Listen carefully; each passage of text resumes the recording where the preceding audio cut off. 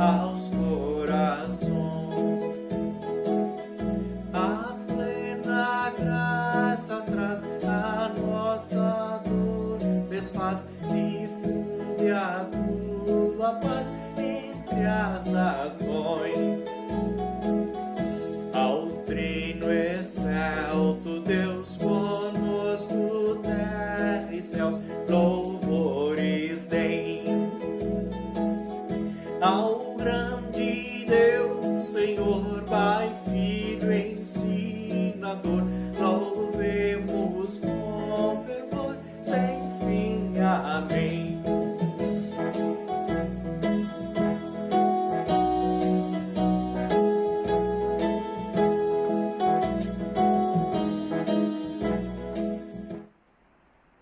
Nossa cordial saudação a você que acompanha esse culto cristão, em que juntos ouvimos, adoramos, louvamos, rendemos graças e dirigimos súplicas ao Deus eterno.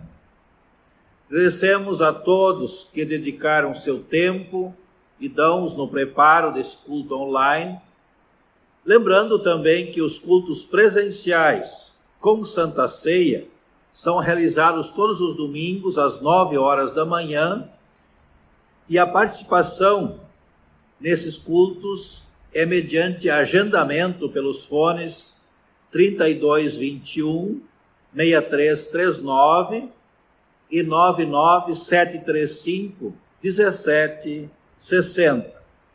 Que o Deus triuno, Pai, Filho e Espírito Santo, nos abençoe por meio da sua palavra, palavra que nos questiona, liberta, consola, orienta e pode nos dar a sabedoria para a salvação eterna pela fé em Jesus Cristo. Estimados irmãos em Cristo, as consequências e efeitos do pecado são drásticos para a nossa saúde física e emocional. Os efeitos são ainda piores no sentido espiritual, pois o pecado nos afasta de Deus. Por isso a Bíblia nos apresenta o remédio certo, a cura para o espírito e o corpo, o perdão de Deus em Cristo. Confiantes na misericórdia, no amor de Deus e em sua palavra libertadora, confessemos, pois, os nossos pecados. Misericordioso Deus e amado Pai Celestial, chego-me a Ti neste momento com o coração apertado, profundamente triste e arrependido, pois tenho vivido de forma contrária à Tua vontade. Reconheço e confesso que sou culpado de todos os pecados e injustiças que cometi contra Ti e contra o meu próximo, consciente ou inconscientemente, seja em pensamentos, palavras, ações ou omissões. Examinando o meu comportamento, pensamentos e atitudes à luz dos 10 mandamentos, vejo que não cumpri nenhum deles, pois fui autossuficiente, negligente, egoísta e impaciente. Tive pensamentos impuros, julguei o meu semelhante e fui omisso com aqueles que precisaram de mim.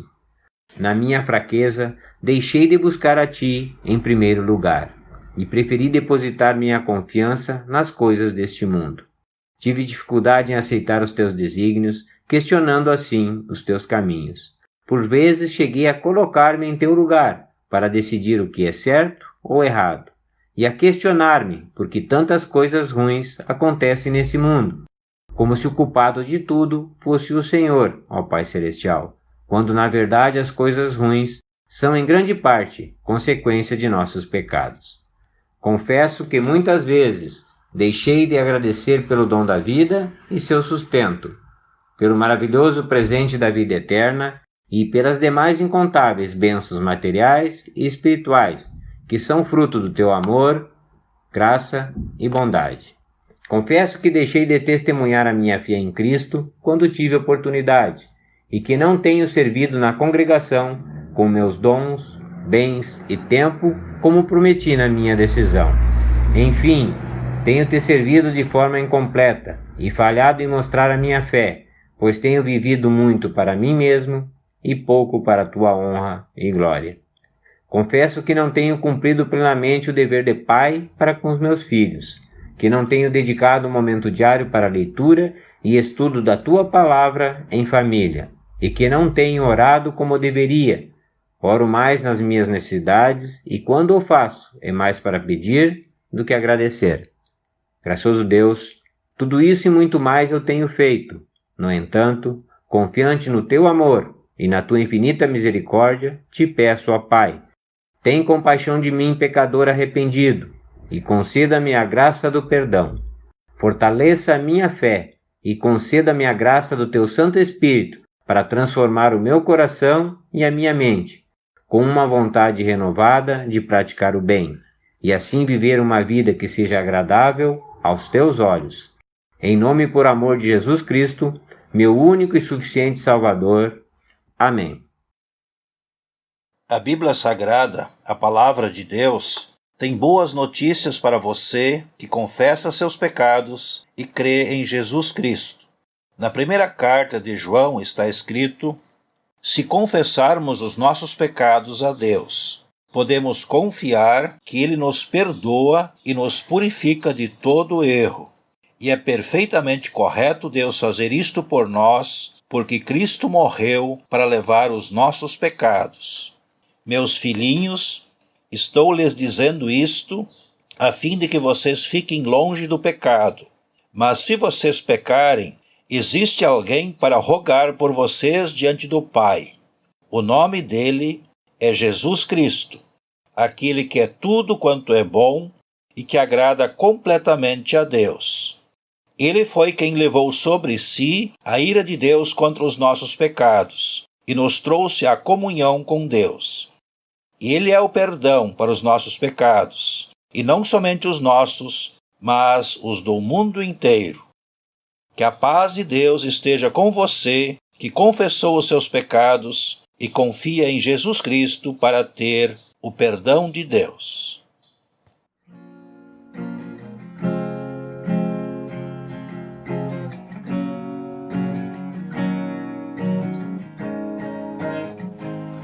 Pelas dores deste mundo, ó Senhor, imploramos piedade. A um só tempo geme a criação, teus ouvidos se inclinem ao clamor dessa gente oprimida. Apressa-te com tua salvação, a tua paz bendita emanada com a justiça. Abrace o mundo inteiro, tem compaixão. O teu poder sustente o testemunho do teu povo. Teu reino venha a nós e eleição.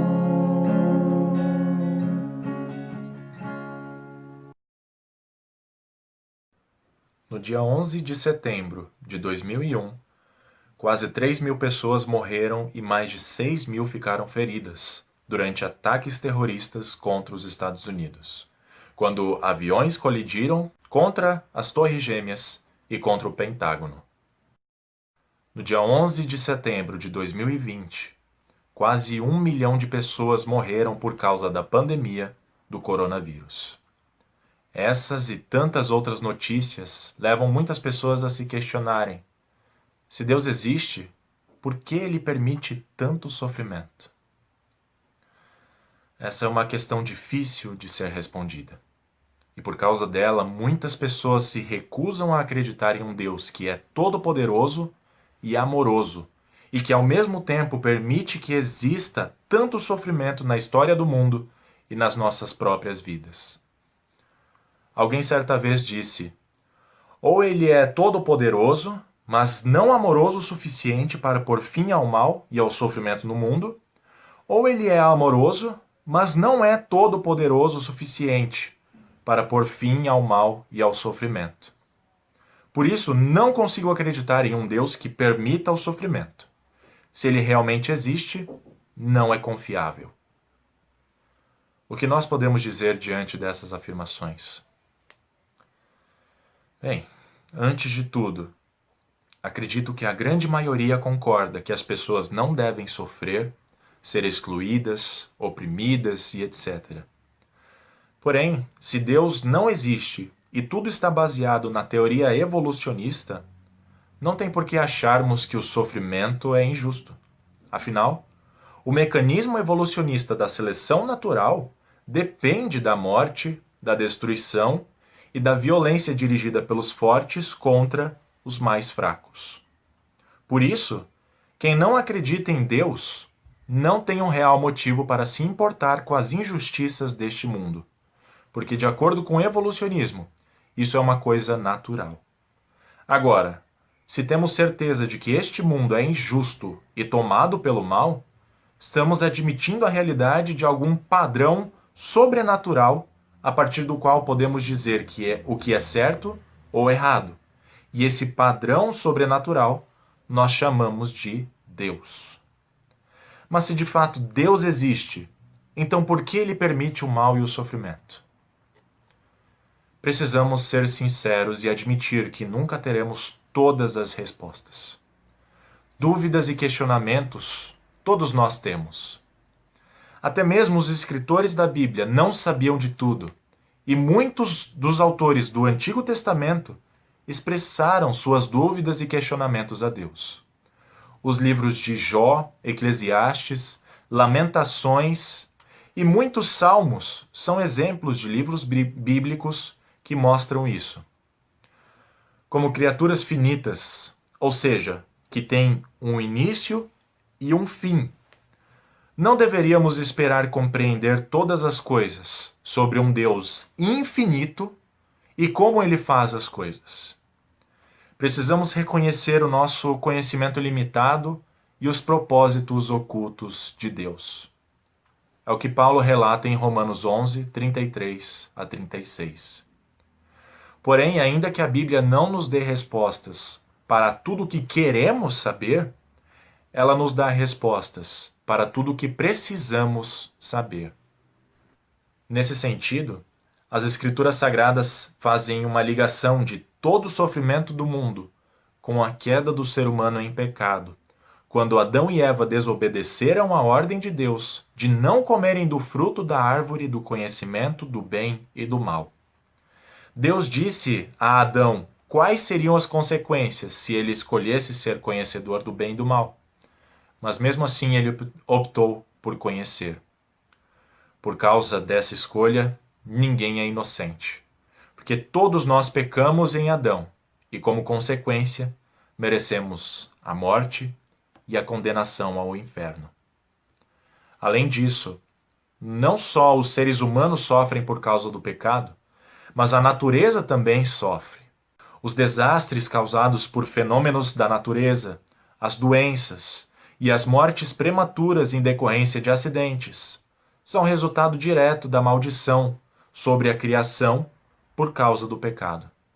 O pior é que muitas vezes desastres naturais e a ação do ser humano atuam juntos para causar sofrimento, como no caso de países em que milhões enfrentam a extrema fome, não porque não haja suprimentos para satisfazer as necessidades das pessoas, mas porque os governantes e as pessoas gananciosas não permitem que esses suprimentos alcancem essas pessoas. Em resumo, o mundo inteiro está debaixo da maldição por causa do pecado, e por isso ninguém tem garantia de uma vida livre de sofrimento. No fim das contas, todos nós sabemos que este mundo não está certo, e todos desejamos um mundo melhor. Talvez esse nosso desejo seja uma pista de que o céu e o inferno realmente existem. Se não existisse um céu a ser buscado e um inferno a ser evitado, então as nossas escolhas, os prazeres, os sofrimentos e a vida como um todo não teriam sentido. É claro que isso não explica o fato de Deus permitir o sofrimento, mas nos faz refletir sobre um detalhe.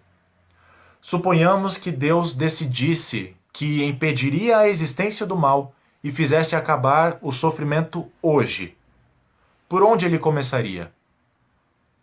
Eu acredito que ele começaria por mim e por você. Se Deus tivesse que eliminar todo o mal do mundo para impedir o sofrimento, então ele teria de nos eliminar também. Sempre falamos sobre Deus conter o mal, mas nos esquecemos de que, se ele o fizer, precisará nos conter também. Afinal, todos nós fazemos algo de ruim que causa sofrimento a outras pessoas, tanto pelo que fazemos, como pelo que deixamos de fazer.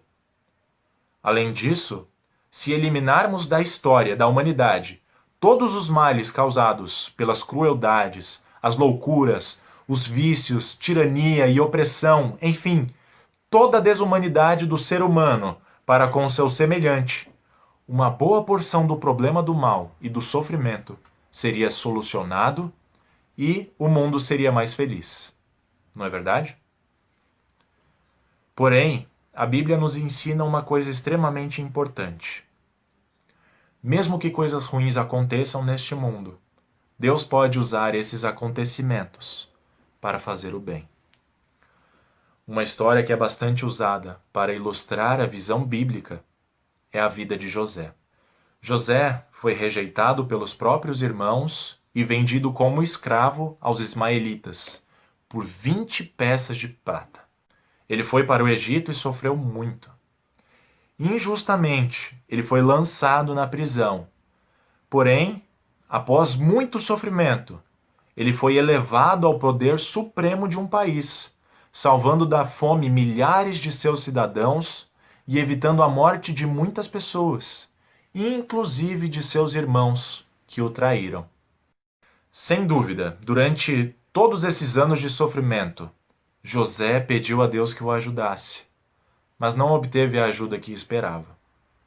E apesar de todo o mal que aconteceu em sua vida, Deus transformou o mal em bem, fazendo com que, por meio de José, o faraó e muitas outras pessoas conhecessem o verdadeiro Deus. E por meio de José, Deus possibilitou que milhares de vidas fossem salvas da fome e da morte, inclusive os irmãos de José. O próprio José reconheceu que Deus havia transformado o mal em bem e disse isso aos seus irmãos, conforme está registrado em Gênesis 50, 20. Se Deus não tivesse permitido que José sofresse tantos anos, talvez ele não pudesse ajudar tantas pessoas como ele ajudou.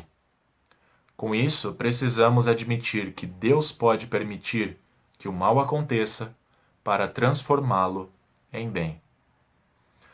Talvez seja por isso que Deus não nos dá o controle sobre o sofrimento. Se ele fizesse isso, quem escolheria passar pelo sofrimento? Se você pensou que ninguém optaria por sofrer livremente, se enganou. Teve um homem que optou por sofrer. Jesus Cristo se voluntariou a sofrer, a fim de que você e eu pudéssemos nos reconciliar com o Criador. Deus considera a nossa dor e sofrimento uma coisa tão séria que se dispôs a levá-los sobre si para um dia eliminá-los sem precisar nos eliminar da face da terra. Para isso, Deus se tornou plenamente humano em Jesus Cristo.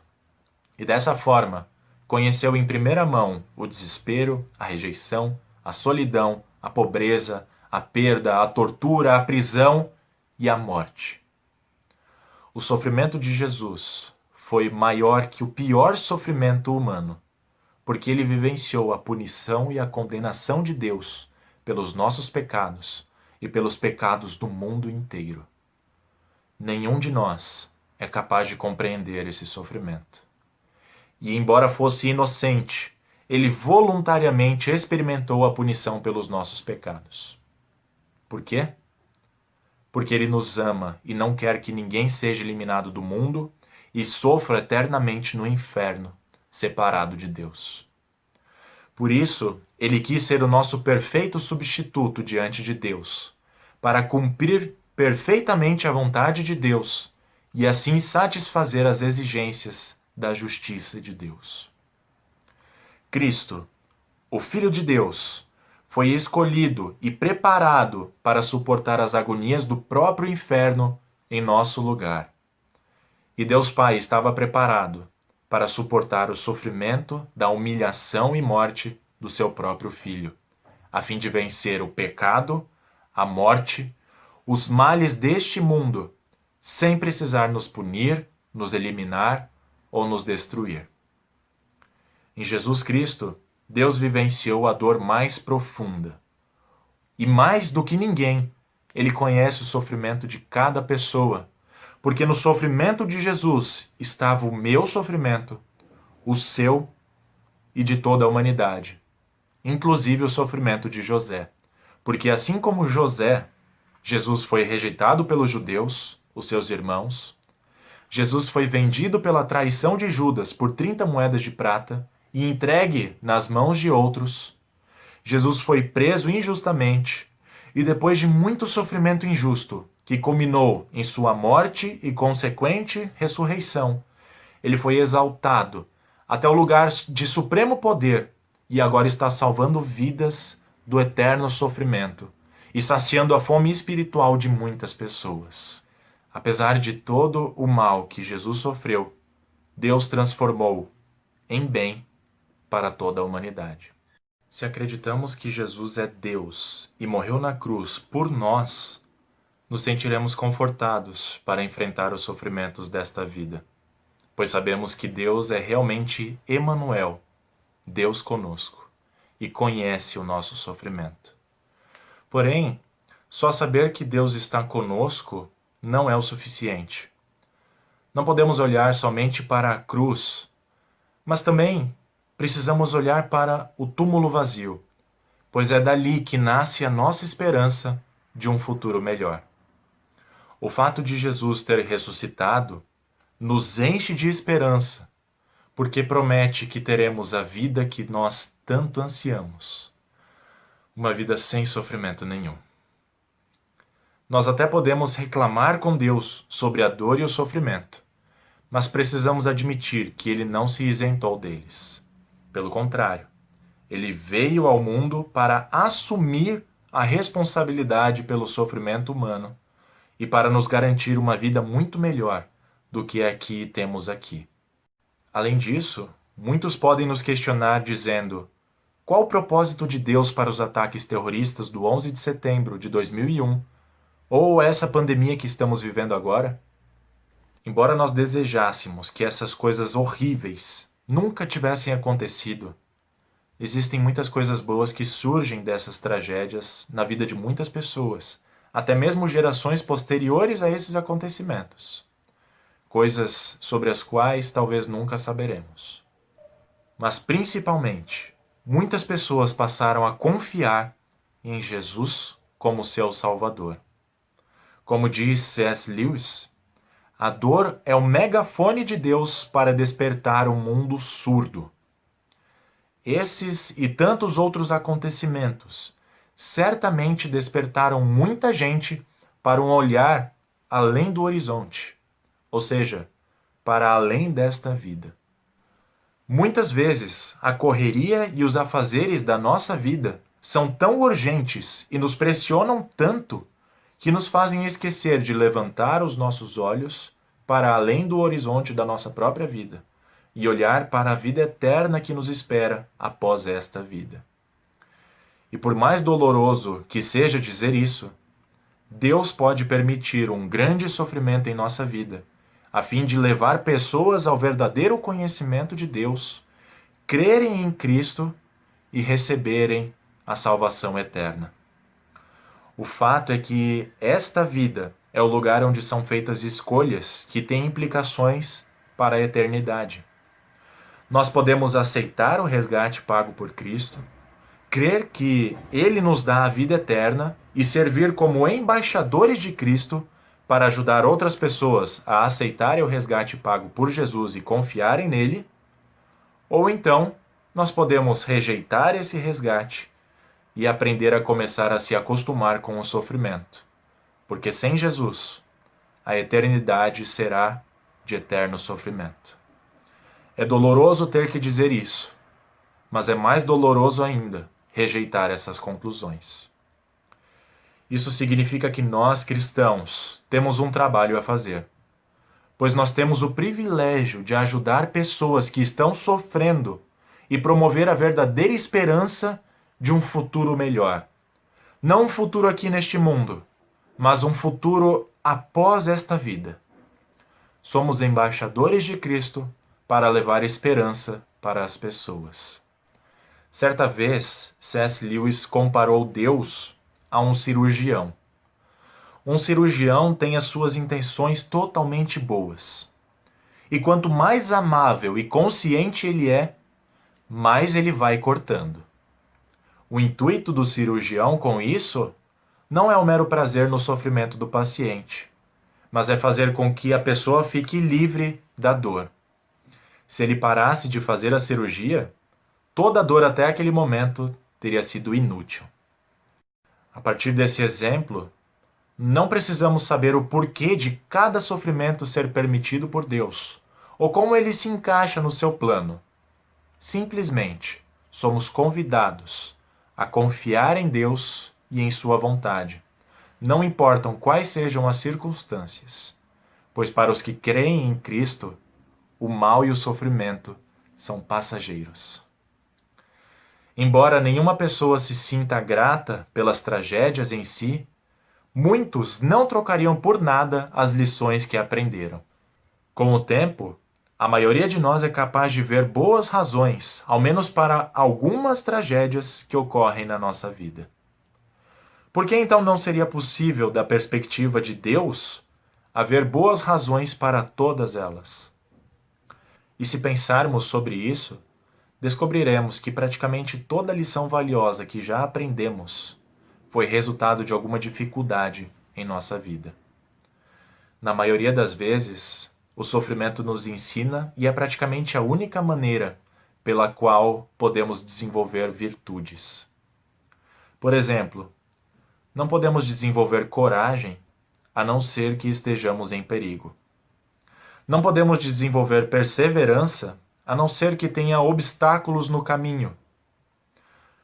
A compaixão nunca seria compreendida se não houvesse uma pessoa que estivesse passando por uma necessidade ou enfrentando o sofrimento.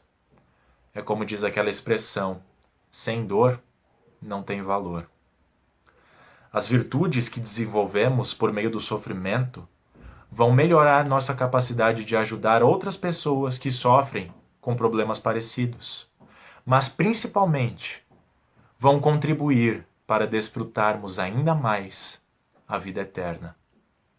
Paulo diz que os nossos sofrimentos, leves e momentâneos, estão produzindo em nós uma glória eterna que pesa mais do que todos eles. Ao dizer que os sofrimentos que temos são leves e passageiros, Paulo não estava sendo insensível com o sofrimento das pessoas. Afinal, ele também sofreu e sofreu muito. Mas ele estava olhando para além do horizonte desta vida. Ele viu que os sofrimentos que temos neste mundo não podem ser comparados com a alegria que virá para aqueles que conhecem e confiam em Cristo Jesus. Assim, a pessoa que conhece a Deus, não importa o seu sofrimento, não importa quão terrível é a sua dor, pode ainda verdadeiramente dizer: Deus é bom para mim, simplesmente porque ela conhece a Deus e o que está sendo preparado para ela após esta vida. Por isso, quando Deus pede a seus filhos para suportarem o sofrimento nesta vida, Ele o faz com uma perspectiva de alegria e recompensa que estão além de toda a nossa compreensão. E sabendo que a nossa existência não tem um fim após a morte, e que pela fé em Jesus viveremos eternamente ao seu lado sem qualquer tipo de sofrimento, podemos dizer que vale a pena sofrer por um pouco de tempo. Para ilustrar esse pensamento, imaginem um campeonato de futebol. O céu será muito semelhante a uma festa do time campeão. Todos estaremos felizes por estarmos ali. Mas será que o capitão do time vencedor, que também foi o artilheiro do campeonato, não desfrutará da vitória muito mais do que aquele que foi em reserva e que nunca entrou em campo? É claro que sim. Embora o reserva esteja feliz por fazer parte do time vencedor, a vitória é muito mais saboreada pelo capitão, que também leva o prêmio de artilheiro, porque ele contribuiu para isso e perseverou durante o ano todo para obter a vitória. Ao persistir diante de todas as dificuldades e dores de se jogar, a vitória se tornou mais feliz e mais festejada. A nossa vida é como se fosse um campeonato, e cada jogo é importante. Haverá muitos desafios pela frente, mas nós já sabemos quem vai ganhar. O vencedor desse campeonato é Cristo. E qualquer um pode ser um vencedor simplesmente por se juntar ao time dele. Embora todo mundo do time celebre a vitória, alguns vão apreciá-la ainda mais por causa das dificuldades que experimentaram durante o campeonato. Em outras palavras, o sentimento de vitória é maior quanto mais intenso for o jogo. Por isso, se deixarmos de olhar para o que acontecerá no fim do campeonato, ou seja, após esta vida, nada terá um propósito, nem a felicidade e nem o sofrimento. É bem possível que haja males no mundo que são inteiramente desnecessários do nosso ponto de vista, do ponto de vista humano. Porém, não estamos na posição de julgar se são desnecessários ou não. O que cabe a nós é confiar que Deus está conosco e pode transformar o mal em bem. Não é à toa que o Espírito Santo de Deus é chamado Consolador, pois ele nos ajuda a passar pelos sofrimentos dessa vida, confiar em Cristo e esperar pela vida que está por vir, pois sabemos que se estamos com Cristo, somos mais que vencedores. Assim, quando o sofrimento vier, olhemos para Cristo. Ele não apenas olha para o nosso sofrimento de longe, mas ele participa dele. Como diz Lutero, a vida de Cristo venceu a nossa morte na morte dele. A obediência de Cristo aniquilou o nosso pecado no sofrimento dele. O amor de Cristo destruiu o nosso inferno no desamparo dele. E por sua ressurreição, nenhum de nós que confia nele terá cicatrizes da marca do pecado ao entrarmos de corpo e alma na vida eterna. Porque o único que ficará para sempre com as cicatrizes do pecado é Cristo. Ao olharmos para ele, daremos graças a Deus por ele ter sofrido o inferno por nós. Que Deus nos ajude a confiar que tudo coopera para o bem daqueles que o amam, mesmo que não compreendamos o porquê de tantas coisas ruins acontecerem. Que Deus nos dê a viva esperança de que o nosso sofrimento é passageiro, pois teremos uma vida eterna pela frente. E que essa esperança que temos nos motive a confortar aqueles que sofrem e perceber que todo sofrimento que passamos nos ajudará a comemorar o prêmio do campeonato, a vida eterna com Jesus. Amém.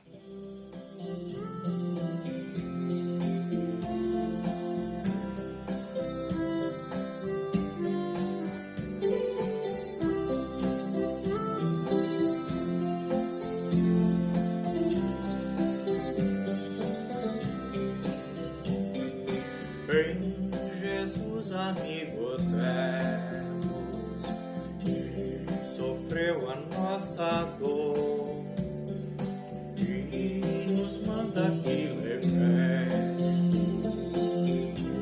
os cuidados ao Senhor. Falta o coração dorido, use paz, consolação. Leva o coração ferido a Deus em oração. Andas fraco e carregado de cuidados e temor. Vai ao Salvador amado, vai com fé teu mal expor. teu melhor amigo. Fala, Cristo, em oração. Ele encontra terra abrigo, repouso na aflição. Cristo é verdadeiro amigo, isso prova nos mostrou. Quando para ter consigo os culpados se humanou, com seu sangue puro os pecados nos lava, paz na terra e no futuro, vida eterna vai nos dar.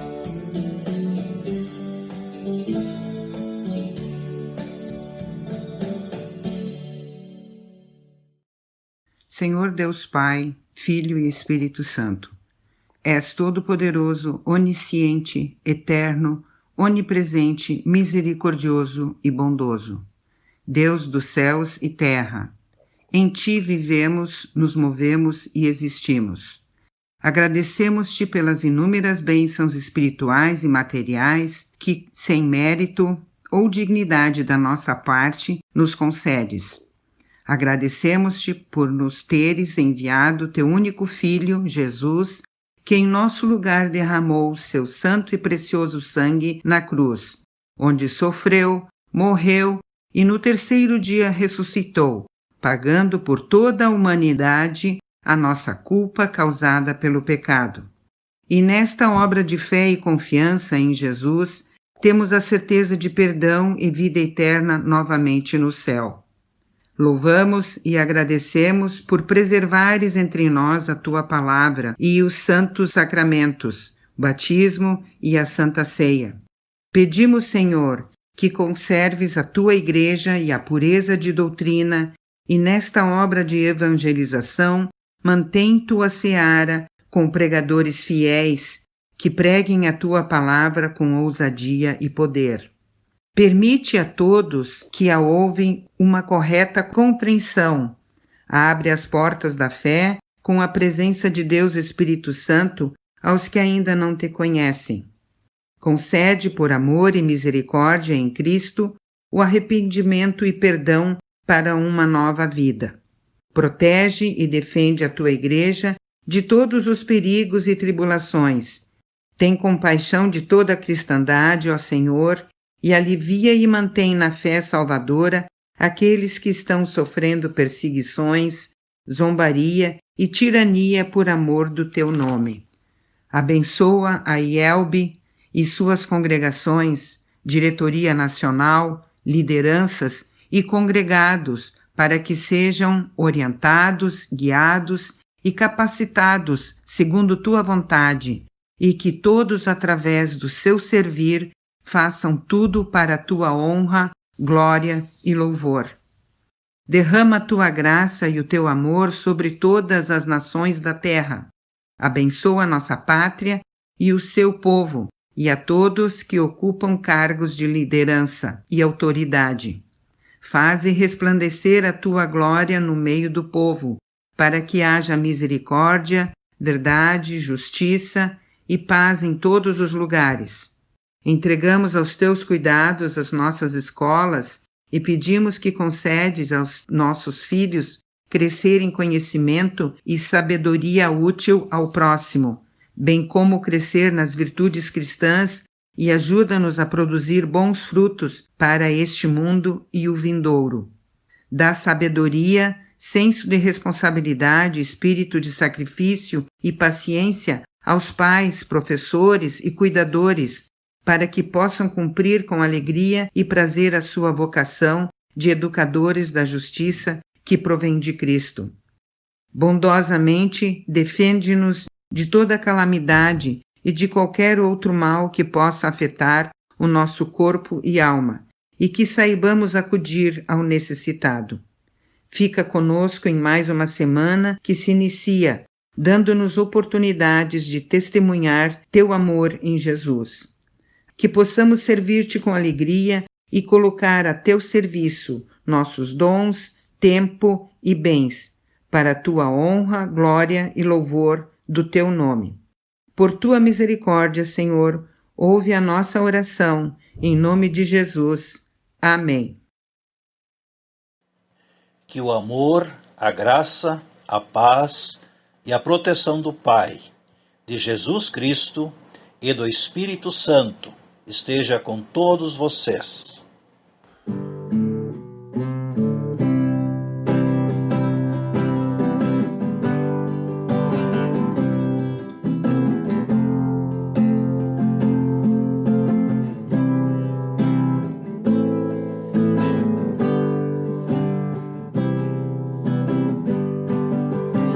Deus vos guarde.